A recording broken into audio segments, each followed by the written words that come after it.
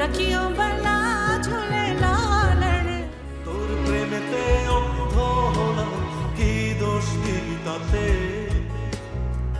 বন্ধু তোর খুঁজে বেড়া। দুই প্রজন্মের দুই জনপ্রিয় কণ্ঠস্বর রুনা লায়লা ও বাপ্পা মজুমদার। দেশের সঙ্গীত জগতের এই দুই মহাতারকা প্রথমবারের মতো একসঙ্গে হাজির হচ্ছেন বাংলা গজল নিয়ে।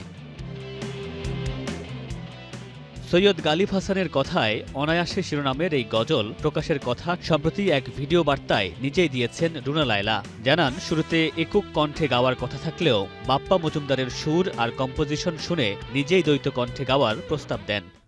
ও যখন আমাকে বললো যে আন্টি আপনার জন্য একটা গান করেছি, আপনি কি গাইবেন? আমি বলছি হ্যাঁ অবশ্যই গাইবো। তো গানটা শোনার পরে আমি আবার ওকে কল করলাম, আমি বললাম বাপ্পা এই গানটা আমরা একসঙ্গে গাই, দুজনে গাই। তো বললো যে এটা কি বলছেন আপনি, আমার তো বিশ্বাস হচ্ছে না। আমি বলছি না, তুমি তো your very talented composer, singer, music director, তো তোমার সাথে গাইলে তো ভালোই হবে জিনিসটা।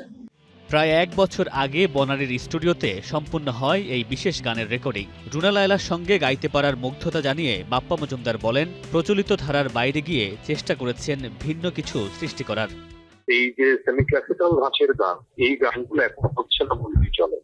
তো সেই জায়গা থেকে আসলে আমার ভাবনা ছিল যে আমরা এরকম কিছু করতে পারি। তো এখন সেমি ক্লাসিক্যাল ধাঁচের একটি অ্যালবামে যদি রুনা ম্যামের উপস্থিতি থাকে তাহলে সেটা ব্রাইটনেসটা কত বড় হতে পারে। নতুন এই গজল শ্রোতাদের অনুভূতির দরজায় কড়া নাড়বে, এমনটাই প্রত্যাশা শিল্পীদের।